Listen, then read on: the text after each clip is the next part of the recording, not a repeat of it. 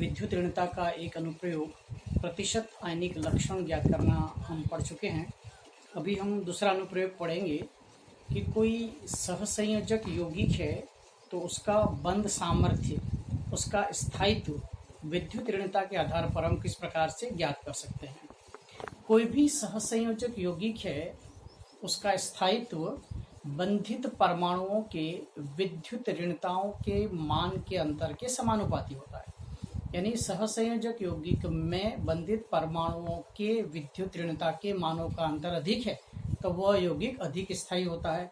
एक एग्जाम्पल के द्वारा हम इसको देखें। यहाँ पर हमारे पास में हेलोजन अम्ल है HX, इसके अंदर हाइड्रोफ्लोरिक अम्ल, हाइड्रोक्लोरिक अम्ल, हाइड्रोब्रोमिक अम्ल और हाइड्रोआयोडिक अम्ल है।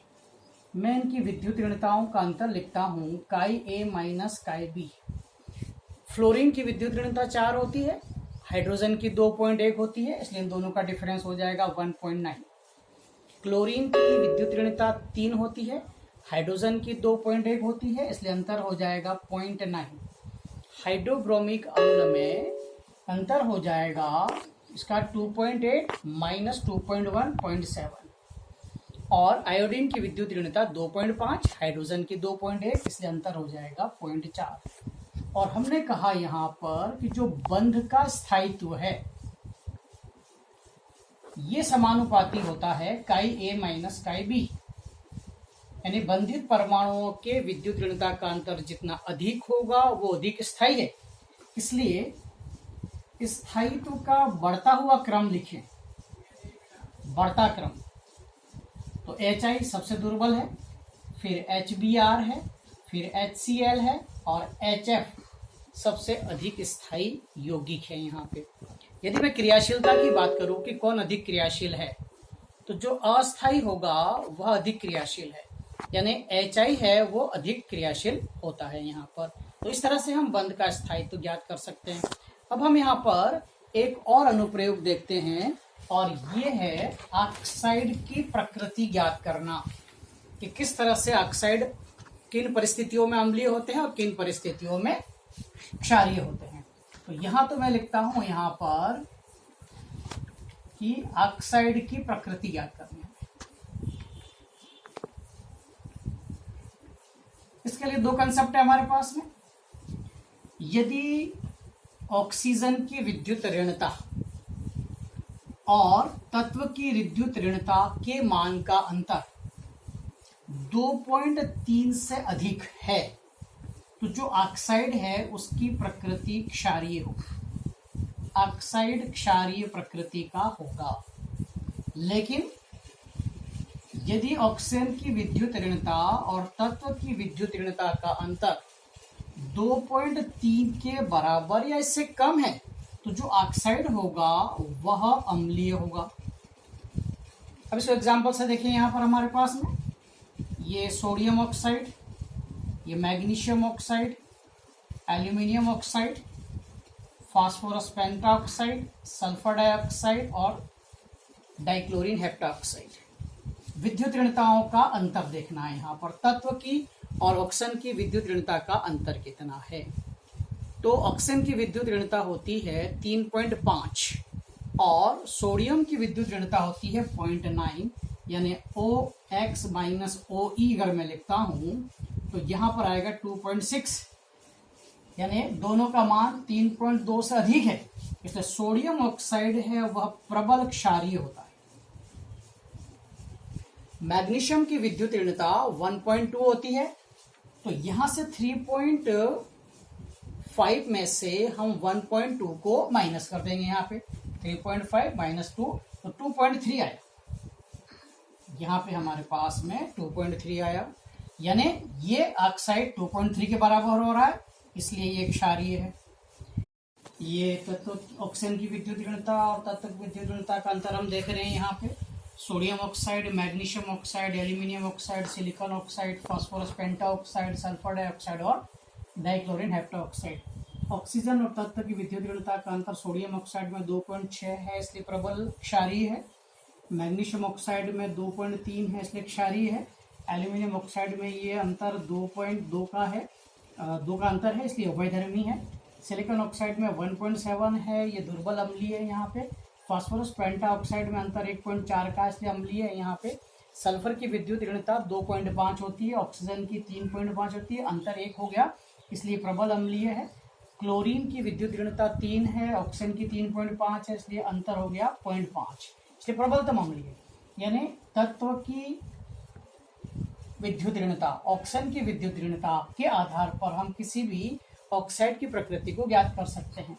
यदि ऑक्सीजन की विद्युत ऋणता और तत्व की विद्युत ऋणता का मान 2.3 से ज्यादा या बराबर है तो वो ऑक्साइड क्षारीय होंगे, और यदि ऑक्सीजन की विद्युत ऋणता और तत्व की विद्युत ऋणता के मान का अंतर 2.3 से कम अथवा बराबर है तो वो ऑक्साइड क्या हो जाएंगे, यहाँ पे अम्लीय हो जाएंगे। इसको भी हमने उदाहरण से देखा।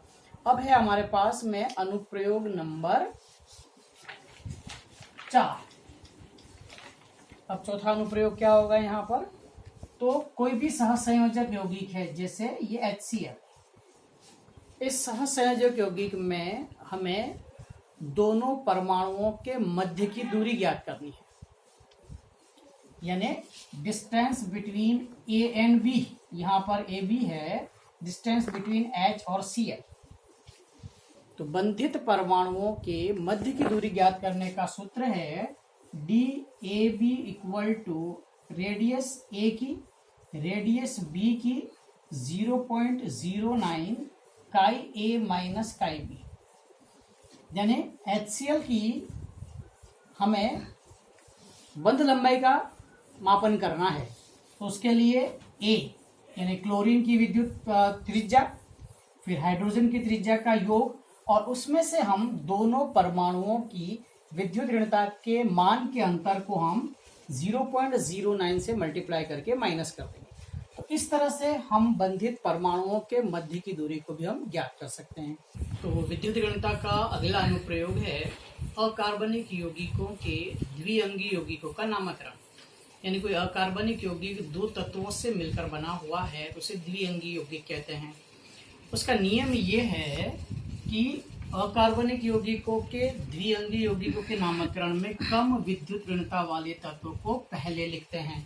एग्जाम्पल Cl2O, ऑक्सीजन की विद्युत ऋणता 3.5, क्लोरीन की विद्युत ऋणता 3।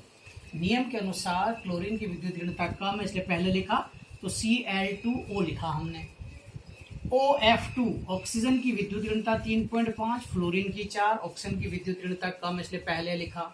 क्वेश्चन ये आता है कि Cl2O को हम OCl2 क्यों नहीं लिखते हैं, या OF2 को हम F2O क्यों नहीं लिखते हैं। तो उसका आंसर है कम विद्युत ऋणता वाले तत्वों को पहले लिखा जाता है, इसलिए Cl2 को हम OCl2, OF2 को हम F2O नहीं लिखते हैं यहाँ पे। अब इसके अंदर कुछ अपवाद भी हैं यहाँ पर। अपवाद में देखें यहाँ पर तो अमोनिया की विद्युत ऋणता में नाइट्रोजन 3 है, इसके 2.1 है, लेकिन हमने इसको पहले लिखा है यहाँ पे। इसी तरह से ये NCl3 को, तो ये इसके अपवाद है यहाँ पे अकार्बनिक यौगिकों के नामकरण में। अब हमारे पास में जो अगला अनुप्रयोग है वो है बंध कोण। अब यहाँ पर हमें बंध कोण को कैसे ज्ञात करेंगे। मेरे पास में एक अणु है यहाँ पर ABX, A केंद्रीय परमाणु और B यहाँ पर उससे जुड़ा हुआ है संलग्न परमाणु। फर्स्ट यहाँ पर यदि यहाँ पर B की विद्युत ऋणता कम है, B की विद्युत ऋणता कम है, तो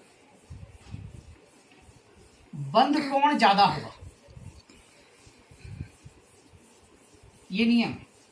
जैसे एग्जाम्पल NF3, NH3, नाइट्रोजन यहाँ केंद्रीय परमाणु है, केंद्रीय परमाणु नाइट्रोजन।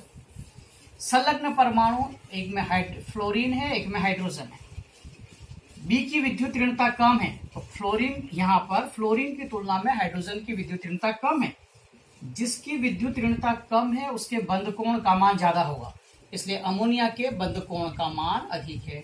तो NF3 और NH3 में अमोनिया के बंध कोण का मान इसलिए अधिक है कि केंद्रीय परमाणु से संलग्न हाइड्रोजन परमाणु की विद्युत ऋणता का मान कम है। यहाँ पे दूसरा अनुप्रयोग ये है यहाँ पर, यदि केंद्रीय परमाणु इसकी विद्युत ऋणता कम है तो जो बंध कोण है उसमें कमी होती जाएगी।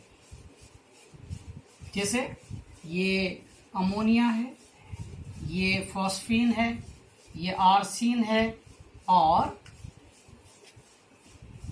ये स्टबीन है। यहाँ पर नाइट्रोजन, फास्फोरस, आर्सेनिक और स्टबीन ये केंद्रीय परमाणु है यहाँ पर। तो जैसे जैसे हम नाइट्रोजन, फास्फोरस, आर्सेन, स्टबीन की ओर जाएंगे यहाँ पर हम, वैसे वैसे विद्युत ऋणता में कमी होती है। तो बंध कोण में भी कमी हो जाएगी। इसका 160 डिग्री होता है, इसका 92 डिग्री होता है, इसका 91 होता है और इसका 90 डिग्री होता है। तो हमारे पास में दो कंसेप्ट है। यदि संलग्न परमाणुओं की विद्युत ऋणता में कमी होती है तो बंध कोण बढ़ता है, और यदि केंद्रीय परमाणु की विद्युत ऋणता में कमी होती है तो बंध कोण के मान में